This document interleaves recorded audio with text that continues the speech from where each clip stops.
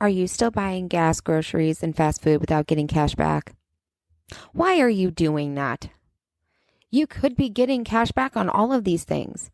And not like, here's some credits to use at this store again and some points. This is cash. This is money on your phone that you can then deposit straight into your PayPal and then put that into your bank account. Over the last 2 years, I have earned $299.39 on Upside. Now, they have cashback offers at all kinds of places. Circle K, Lion's Choice, local random restaurants, Papa Murphy's, Phillips 66, Huck's, all kinds of places now. You can get cash back just for shopping there. All you have to do is give them the last 4 digits of your card, and then they just make sure that you use those same cards at these places and give you cash back on the app. When you go to get the app, use the invite code Janice3538. That's JANICE 3538 to get an automatic 15 cents back per gallon on your first transaction using the app. This year, I'm using the money that we save up for Christmas. It's May, and I've only used it a couple of times on things other than gas, and I already have almost $60 saved up for Christmas for the kids this year. I'm hoping to have about $200 saved up, which doesn't sound far-fetched, especially because now they're offering it at over 50 different local restaurants and 50 different nationwide companies.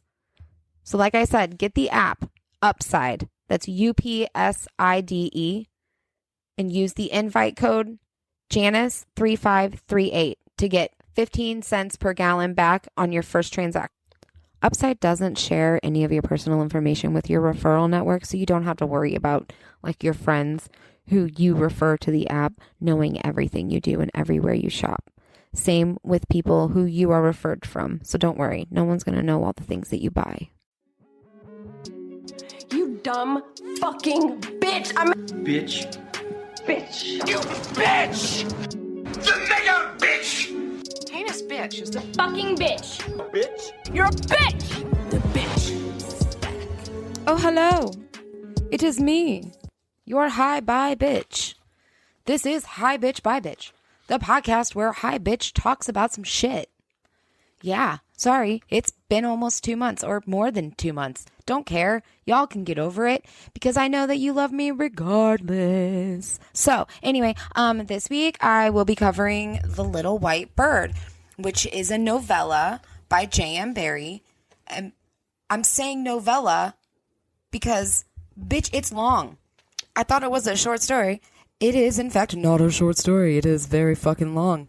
And I didn't actually read it. I listened to it on this thing called LibriVox. So not sponsored, but fully obsessed. If you are at all interested in becoming like a voice actor, narrator, audiobook narrator, anything like that, LibriVox is a great website to get started in that alone because they commission random people to read works that are now within the public domain. So anything that has its rights no longer reserved by a private party and it is within the public domain, you can read it. It's pretty fucking cool. So yeah, that's what I'm going to be talking about as the first part of our PanAlysis, which is a long thing that I am doing that nobody asked for, but I am doing regardless. So deal with it. I don't know what to tell you guys. So this past week, actually, we're just going to talk about the last 2 months. So let's see. I saw Ash Nico. It was an experience. Fucking love it. Hate 15-year-olds. Love Ash Nico. Saw Hollywood Undead with Tech Nine, where Kenzie and her girlfriend Olivia, these are my friends, people who have no idea what these people are. Sorry, don't know what to fucking tell you. Figure it out. Kenzie does Dance With Me, so her and her girlfriend ended up having to leave because somebody in the pit was smoking meth in front of them, and then someone else assaulted Olivia. So that was fantastic. I am blaming this solely on the piece of shit Tech 9 fans that I completely forgot had an overlap with ICP fucking juggalo bullshit. And if you don't know, I hate juggalos. If you are one, I'm really sorry. Don't be one around me. It's easy as that. Don't talk about necromancy, Fago, or any of the other stupid bullshit that fucking juggalos talk about, okay? Thank you. Anyway, interesting thing that happened. I can't talk about. Except, let's see. Our 17-year-old now lives with us because his mother kicked him out because he decided to buy a Mustang. You heard that right. I am not paraphrasing, and I am not making this up. Our 17-year-old got kicked out of his mother's house for purchasing a Mustang legally with his own money that he received as a settlement for his first vehicle getting totaled by a city trash truck. Yes, everything that I just said is true and factual and is the reason he got kicked out of his mother's house. So he's now living with us. Love it. Love him. We get along great. Fantastic. That's an interesting thing that happened. Let's see. Our small business this week is actually going to be Nikki, who designed my logo, because she just sent me a very large fucking package of shit. If you go on my TikTok, you will see said video. I might link it if I remember. She sent me a shirt and like 100 things with it. I only ordered this shirt, so it was quite fantastic to open this package and see just a lot more stuff than just a shirt. Love it. I love you, Nikki. So here's your feature. You didn't ask for it, but I'm giving it to you. The musical feature this week is this girl named Britt Martin. She did this song called When the Lights Go Out, and her fucking take on the whole thing is there's really not that many songs to shake your ass to for Halloween. So she made a booty shaking Halloween song. And now we're going to listen to a tiny, tiny, tiny part of it because I can't find a longer clip. When all the lights go out, you'll see me in your dreams. Go out, taking my love and no, it's never what it seems. It's cute. Isn't it cute? I like it. That's obviously like the smallest clip any human could ever provide from any song ever. But let's just be honest, I'm being really fucking lazy. So I just don't care. And I know that you wonderful people will just accept it. You'll accept whatever I give you. And you'll like it.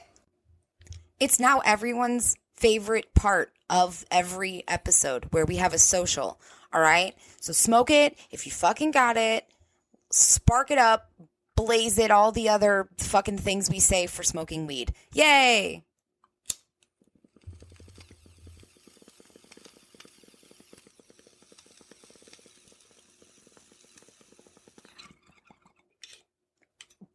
I got like 4 new bongs since the last like real episode. So I've become a bong girl. I'm a bong girly. I used to be adamantly against bongs because like I had a lot of reasons. How am I supposed to deal with that with the kids? Where am I supposed to put them? I can't transport that shit around all the time. Haha, joke's on me. Yes, the fuck I can. And also, I'm kind of thinking about taking up crochet, literally so that I can make this thing that I invented in my head, but I need to execute it, and I don't trust anybody to do it for me without stealing the idea outright. And I have looked, and I cannot find a single other object item like what I want to make. And I need to make them. So now I'm going to learn how to crochet purely so I can make this one thing. I'll probably make one of them for myself, never make another one, and then I will know how to crochet one single thing. Yeah. And it'll just be a hyperfixation for 3 seconds. It's great. I just fucking love it. It's kind of like the book reports that I tried to write over the summer. I wrote 7. I made a template and everything. I downloaded an entire new app on my iPad and bought a keyboard for my iPad so I could do this. I did 7 and then I was done because I had ended my audiobook fixation for the summer. And also, I had a couple ick books. I might do an episode on the books that I read over the summer, but I had a couple ick books that kind of like just turned me off from reading for a little while. And I am so picky with fucking audiobook narration. So fucking picky. Reading or listening to all of the Game of Thrones books, it kind of destroyed my brain because I fucking hate that man. I hate the man who narrates them. I'm so glad he's dead. That sounds so evil, but I don't believe in God, so I fucking care less. But I'm so glad that he is not going to be the one. Roy Dotrice, I'm sorry. Rest in peace and all, but I'm so glad you're not alive to narrate when the next one comes out. I'm just fucking saying. Anyway, So the episode this time is about The Little White Bird, which was written in 1902 by J.M. Barrie, the same fucking person who wrote Peter Pan. It is the first story in which Peter Pan is introduced, and it is written about an older man in his life. It is omniscient, which means like they know everything. Third person, and they know everything. It's a lot of social commentary. It's talking about like young women, and specifically this one young woman,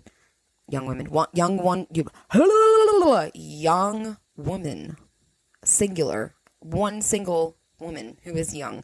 That is who the most of it is about. It's kind of weird, and he talks a lot about like whether they did or didn't marry. The book states that all children come from birds, and that's why nurseries need bars on windows, because babies forget that they don't have wings anymore and they think they can fly. The narrator / like main character has a Saint Bernard dog just like Nana, and its name is Parthos. The guy kind of seems like a stalker. He watches this girl Marianne and her husband and buys them gifts and wants to be like a guardian angel, but ends up being super fucking creepy. It's really funny that like in this story, he says, "What the deuce?" And I like lost it. I'm at work and I'm like, oh my God, that's where they got it from for Stewie. But like, then I come to find out, I did a lot of like researching within this book to look things up because there was a lot of phrases and shit that I didn't understand. But the deuce was like a very common turn of the century exclamation, kind of like our oh my God. They would say the deuce, just like fucking Stewie does. I really found that interesting. And it seems as if everyone in this guy's life purely exists for his own enjoyment and pleasure. He makes fun of everyone and uses them to his own benefit. And he also lies to everyone about any and everything. The main character of this story, I don't think he tells the truth one fucking time in the whole story. And you're like, what? I don't like you. Like, that was my whole takeaway, was I don't like this man. And he at one point pretends to have a child and then fakes his fake child's death to ingratiate himself with this girl Marianne's husband after she has a baby.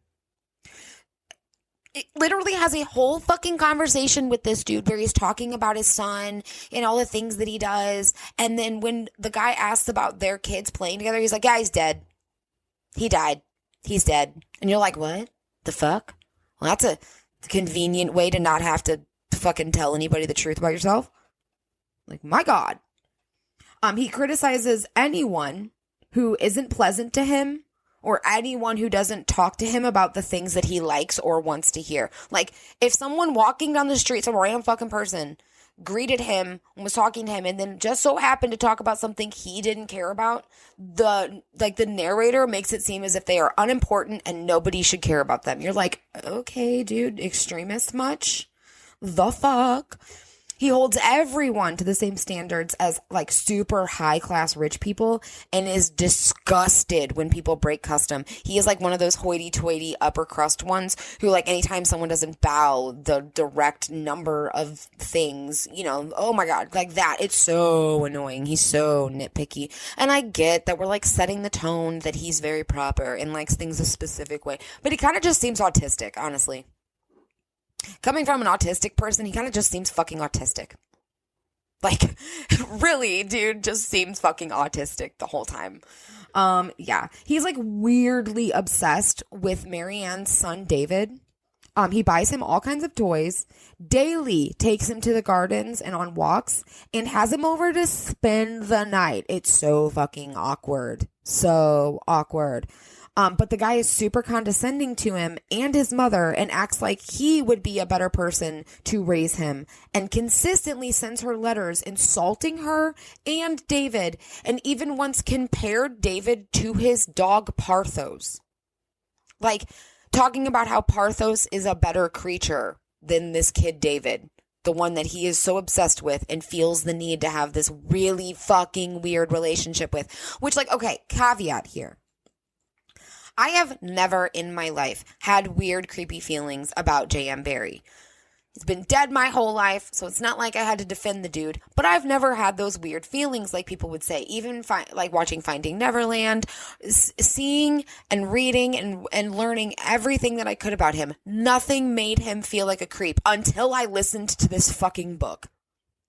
This fucking book could be used as pure, like the 100% non-negotiable evidence that J.M. Barrie was a fucking weirdo because of the main fucking character narrator of this story is such a weirdo. Like, he could have just not told this guy's story and just talked about Kensington Gardens, and it would have been amazing. Talking about Peter Pan and the fairies and the gardens and everything that has to do with it. It would have been perfect. It would have been beautiful. But no, we have to use the vehicle of this creepy, fucking weird, sadistic old man who likes to compare the neighbor's child to his dog, in which his dog is the better party of this argument. Like, my eyes are pushed so far in, or my hands are pushed so far into my eyes right now. When I just took my hands away, I couldn't see for a good 15 seconds because I'm so frustrated with the main character of this fucking story. I need to take a break and repack my bowl. BRB. And we're back, and I have a packed bowl and a song in my heart. Not really. Like, it's been about 2 months since I wrote this, and so now I'm going back and rereading. Oh my god, just wait till I tell you guys the end of this story. It's so fucking stupid. I'm just telling you guys the whole story of the book itself, and then I'll tell you the cool stuff about Peter Pan, fairies, Kensington Gardens, and stuff like that. I just want you guys to know how fucking stupid this story is, and how it ends, and how I hate this guy. We're gonna hit the bowl again. We're gonna rip the bongs that I can calm the fuck down. Because I'm still not going to be calm, but I'm going to be calmer. Ready? 1, 2, 3, go!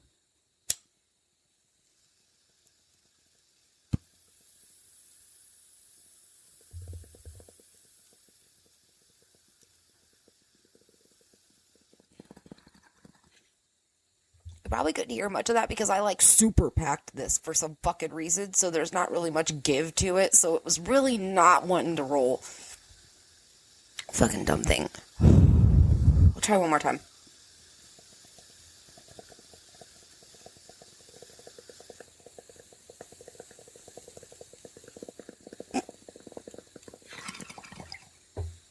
Alright, that was a little bit better, but it's still not pulling very well. Oh well, back to the story. So, like I said, it seems like this dude has this fucking obsession with the mom and can't get over her, Marianne. He cannot handle. It's not like he wants to be with her. It's almost like he wants to be her. It's so fucking weird. And he even goes as far as to make fun of her husband and then chastises her for getting pregnant with another baby, saying that she should have waited to give David more time to be the center of attention. When I'm pretty sure in the book, the kid's 4 years old or something. He's had 4 years to be the center of attention. I didn't even get 2. I had 19 months before my sister was born. All right?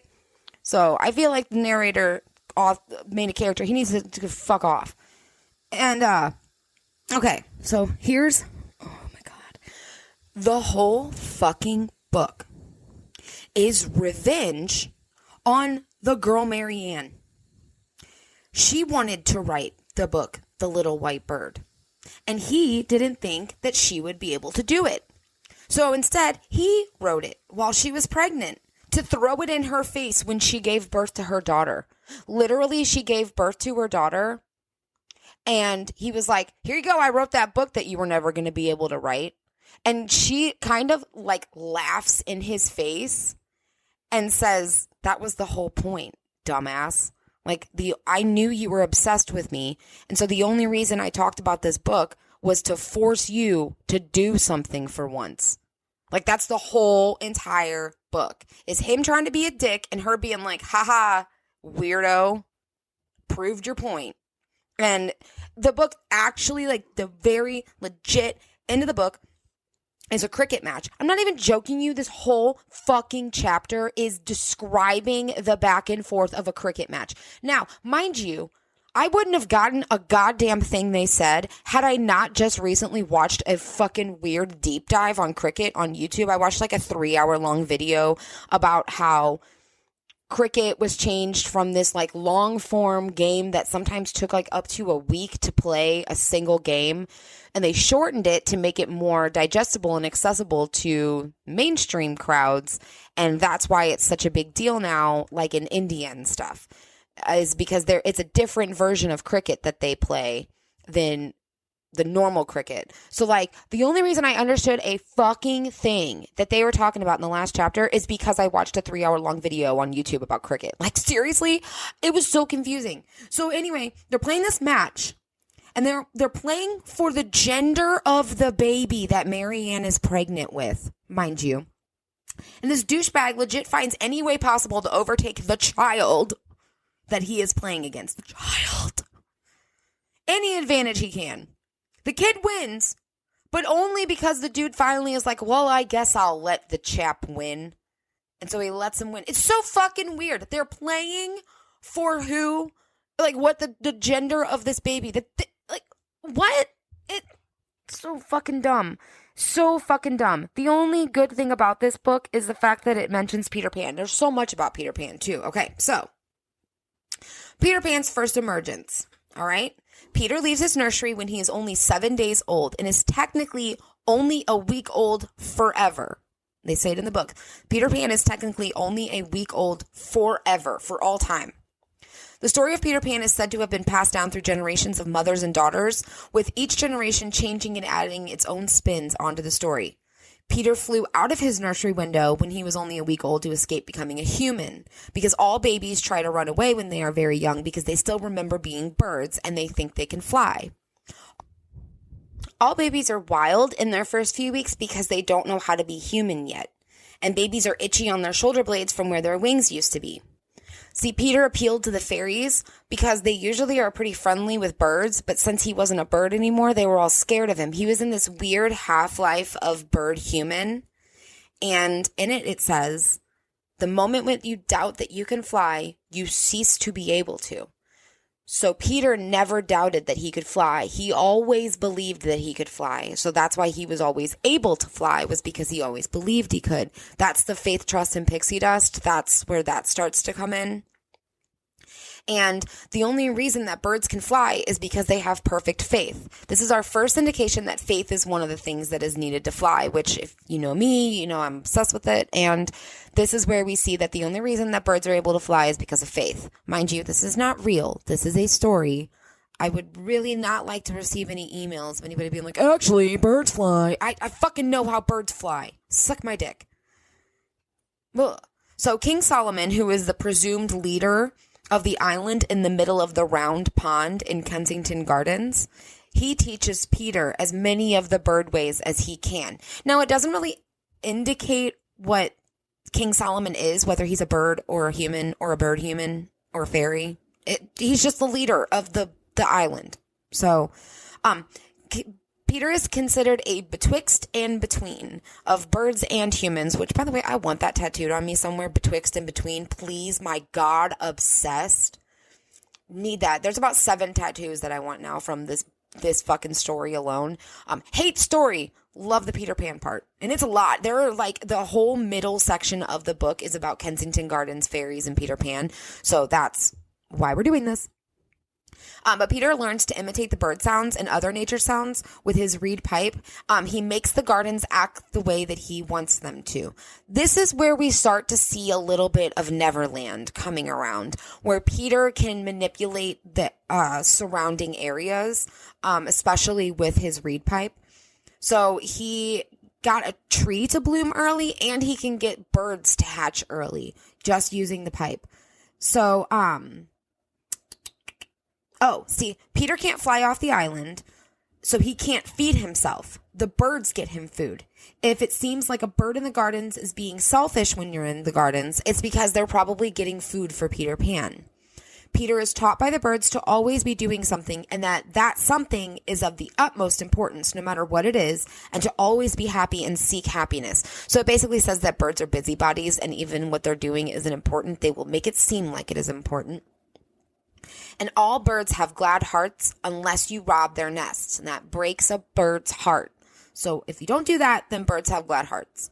So Peter wanted to learn how to swim, but the only animals on the island who knew how to swim were the ducks. And the ducks are very stupid. They told him to just sit on top of the water, and it was very easy. Obviously, that didn't work for Peter because he's betwixt and between and not a duck. So Peter finds a kite and becomes obsessed with it because it had belonged to a real boy. But when he tries to fly it, it breaks away into pieces. And all of the birds and everybody in the gardens laugh at him whenever this happens, and it's kind of a sad part. But King Solomon is in charge of distributing babies to parents because, like we said, all babies were birds first. So King Solomon is in charge of deciding who gets what babies. And Peter readily knows that he is ignorant to most human things, and that is because he is betwixt and between. And the first appearance of the thimble as a kiss was from Mammy, who's another, like, betwixt and between person. And a kiss as a thimble was first given to Peter by Mammy, and he realized that he liked it, and Peter asks her to marry him. So Peter gets married in Kensington Gardens. And many people leave gifts for Peter Pan in the gardens. And so another thing, okay, I'm obsessed with this. But they say that house swallows are the spirits of children who have died. And I was like, whoa, I was like, I didn't expect that to come out of this book. There's a lot of like really dark shit. So Peter has a goat in this story, and Mammy, her mother, and her brother, they go to the gardens, and Mammy stands within a fairy circle. And she says, the mom says, "My daughter, tell me if you can, what have you got for Peter Pan?" And Mammy says, "I have a goat for him to ride. Observe me cast it far and wide."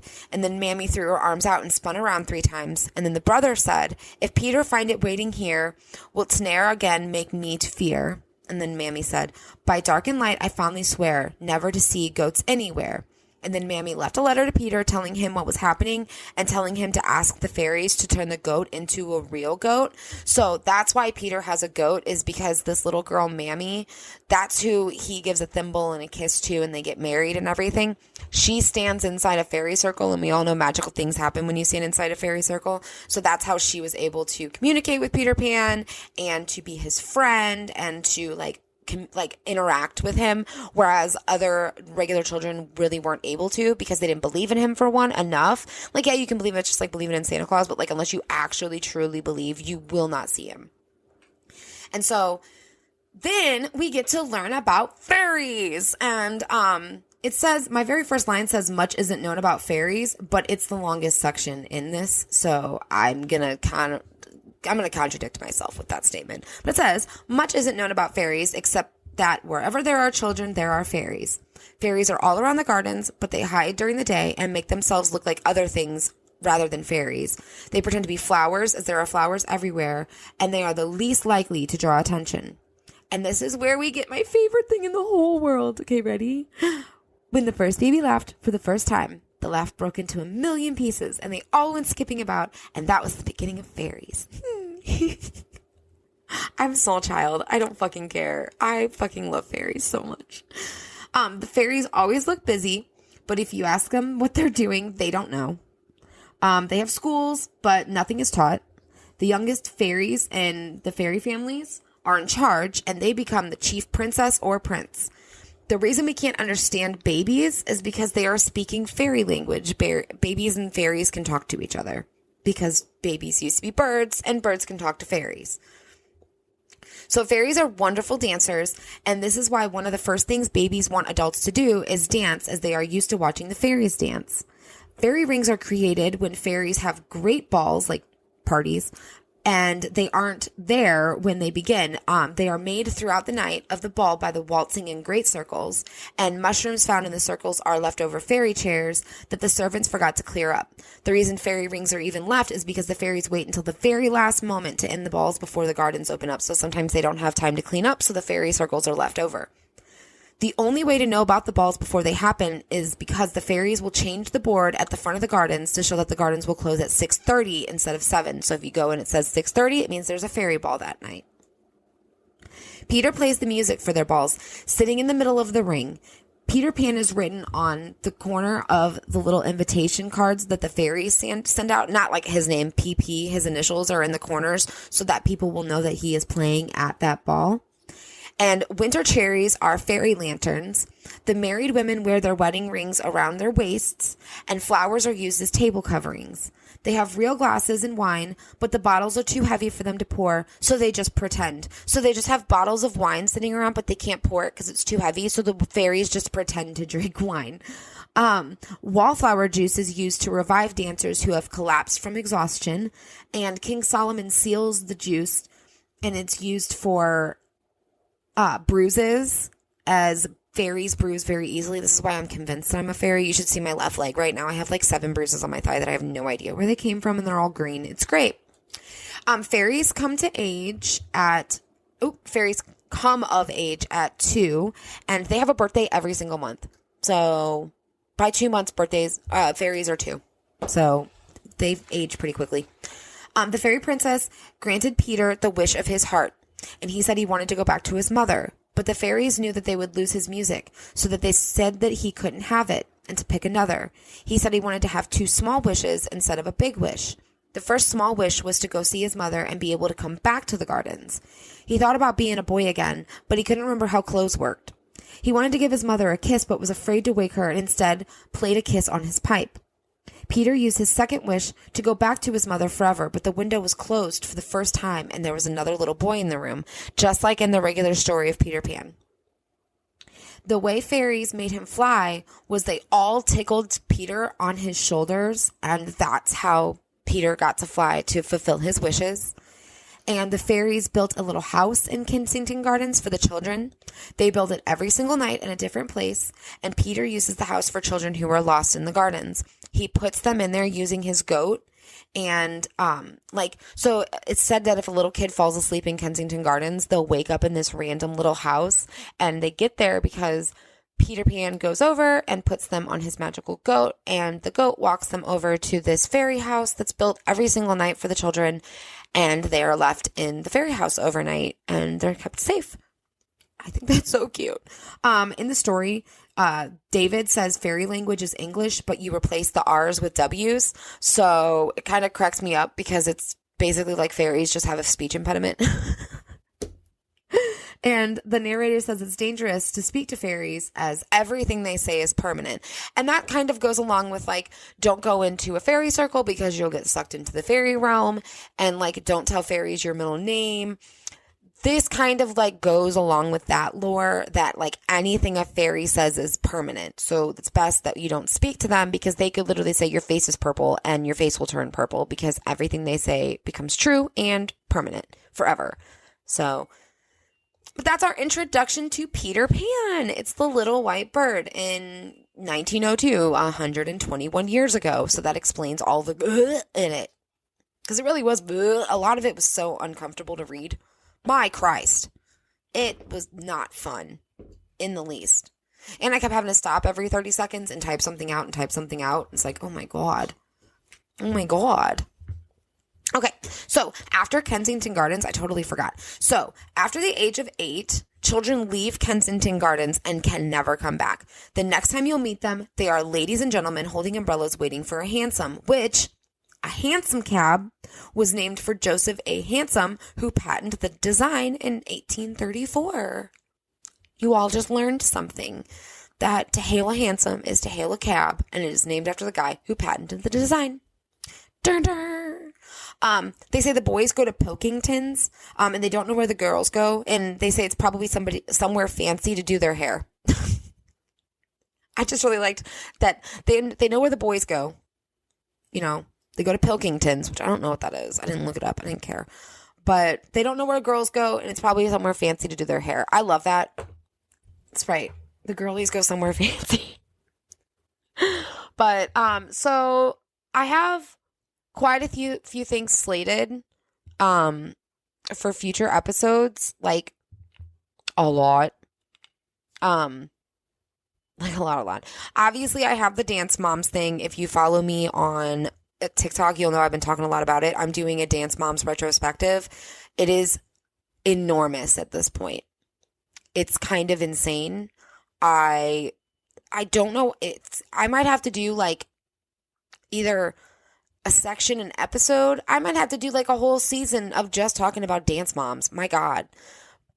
Or I could just blast straight through it and just fucking go each point, because I have it sectioned off. Like there's different themes. There's like, general themes that run through the show that are bad about, it's all about Abby. It's all about how I fucking hate her. And, there's a section for like Gia the Bia because we fucking hate Gianna. There's a section for like the mom's honorable mention, questionable actions. And then there's all the Abby sections that are things like, Abby has no ethics. Abby encourages child abuse. Abby favorites Maddie over every other human on this planet, except her ugly fucking dog. I know their dog's not a human, but still.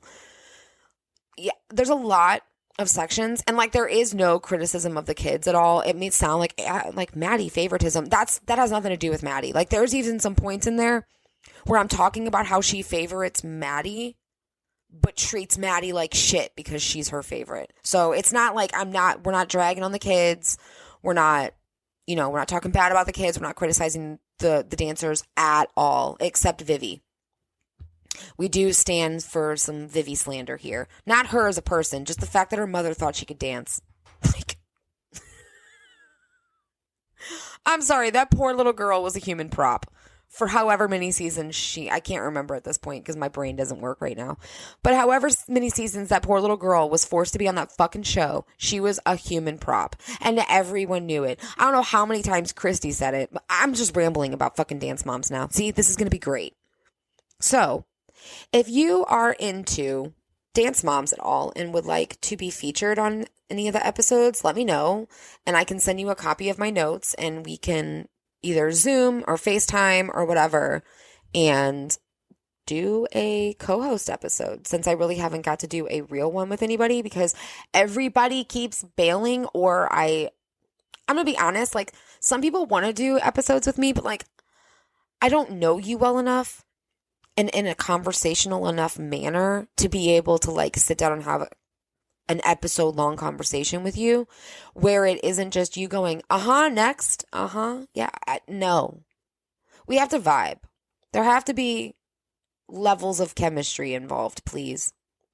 But if you like dance moms or any of the following things, Lindsay Lohan, how Bill Clinton ruined female sexuality for the next 20 years after his affair, all the times that unethical psych experiments were basically just ignored, people who defend nudity on 13 plus apps, all of the current systems were just made up, so why can't we just make new ones? The war on drugs, the war on crime, and the war on health are all side effects of white middle-class America feeling out of control of the country, so they wanted to micromanage. How men will talk down to and look down on women with a high body count and talk negatively about women they perceive as loose, but will only pursue and are only interested in women that traditionally fit into the above-mentioned categories. Conservatives and misogynists say that they want to return to traditional family structure and that the woke community has destroyed the traditional family, when in reality, women now have somewhat more autonomy and the ability to file for divorce without stigma. Those are all things that I want to talk about. Not actively working on any of them except for the Dance Moms one. So if you want to talk about any of those things with me, let me know and we'll do an episode together. There's also Hannah Up, who went missing 3 times. Pink Ribbons Inc. We're going to talk about how Susan G. Komen Foundation is evil. How Walt Disney was a control freak who wanted America to look how he wanted and was a thought policer. How Chris Pratt is evil and the timeline of him and his fakeness. The advertising bill passed in the 90s and who lobbied for it in the aftermath. How wars are started by men, fought by men, won and lost by men, and then men go on for generations lauding each other for their part in the war, and nothing a woman does will ever measure up to that. How for all time in media history, men have been writing their versions of women and their experiences, while also, saying that women are elusive and mysterious, yet when women who birth and raise all human beings write stories about men who are called out of touch, vapid, emotional, and a whole slew of other random shit that isn't true, and then just projects the masculine rejection of emotions in a general sense. We'll talk about the Hays Code, how women weren't allowed to do anything bad in any type of media without a punishment on screen for said bad actions. Why Ready Player One is the worst movie book adaptation ever. And I will die on that fucking hill. Because I love those books. But yeah, those are just some of the things that I want to talk about. So if you're interested in any of those things, which I would really hope, because like you're listening to my fucking podcast and these are things that interest me. So yeah. Probably won't edit this. I will probably just finish this out. Put the outro, which is just the intro, played again. And upload it and do the magic mastering on my shit. You can find me on all my socials. You can also find me at my website, which I will link in the show notes. You can contact me via email at hb3pod@gmail.com. If you like what you're hearing, please follow or subscribe and rate or review on whichever streaming platform you're listening on. It helps a lot, and I don't see them. I can't see the reviews. So if you send a review, please tell me. If you leave a review or a rating, will you send me an email or a screenshot or something? Because it makes my heart feel good. And I kind of need that. I'm really fucking depressed, guys. My show isn't sponsored by anyone, but I do have affiliates, and I would love if you would check them out. All proceeds gained through affiliates is put right back into producing and editing the show, as well as paying web hosting fees. I haven't gotten a damn dime. So your bitch is still just paying for this out of pocket. Not much else. Go to my TikTok. You can see what I've been up to. I can't control who listens to the podcast, so I can't talk about certain personal things on here, just for full disclosure. Because anyone could listen to my podcast. I cannot block people from listening to it. So I have to be careful about what I say about my family, about work, and about other things. So just keep that in mind, okay? If you're like, why haven't you talked? Because I can't. I can't fucking block people from listening to my podcast. It's fucking public media. That's why I have to be kind of careful about things. Just remember, be careful what you're saying, because a lot of groups that all of us belong to have now been classified as bad groups. Yeah. Go look up the domestic you-know-what list for 2023. They updated it. Eating the rich is now evil. I'm sorry. I thought being a billionaire and not paying your employees livable wages was evil, but I guess I'm wrong. God, I hate people. All right. This is the only place I get to rant without anybody stopping me, so y'all should already know. If I go on a tangent, that tangent will last as long as the tangent can. But if you couldn't hear it in the background of this episode, my laundry is done, which gives me a great reason to leave the podcast realm, because I need to go and switch my laundry over so that I have clean sheets to go to sleep on tonight. And I just took a shower, so clean sheets, took a shower, shaved legs. Bitches, you already fucking know, okay? I love you all so much. Your life matters a whole fucking lot. Just remember that. You're working as hard as you can, and that's enough for everybody, and if it's not, they can literally suck your entire fucking dick and balls. Yeah, they can. They can gargle on them and choke and die for all I care. But, not really. It's a joke. Everything said on this fucking podcast is a joke for legal reasons only. This is for entertainment purposes only and educational purposes only. Anything I say is not an instruction. I can't wait till people I know listen to this. You guys are going to be like, Janice, are you okay? Do you need help? Do we need to call somebody? And I'll say maybe. Call my husband and tell him to rub my back because I'm tired. And I'm not cooking dinner tonight. We're eating pizza rolls for dinner because it's just me and him. Because the 17-year-old said that he probably won't be back till at his curfew. So, yeah. I love you. Thank you. Bye.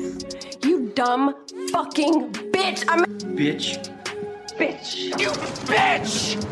The mega bitch! Heinous bitch is the fucking bitch. Bitch? You're a bitch. The bitch. If you've ever thought about making your own podcast, I highly recommend using Buzzsprout. You can find a link in the show notes. And once you're there, they kind of explain everything for you. And it's really pretty cheap, honestly. They give you all kinds of tips and tools on how to increase listeners, how to promote your show, and on monetization. If you have any other questions, they are super responsive. They get back to you within a day, if not like an hour. I use Buzzsprout, and it gives me the ability to host my podcast on basically every single podcast hosting site and app. It's great. I love them. So I'm going to continue to use them. And if you're interested, you should definitely look into them. Like I said, there's a link in the show notes.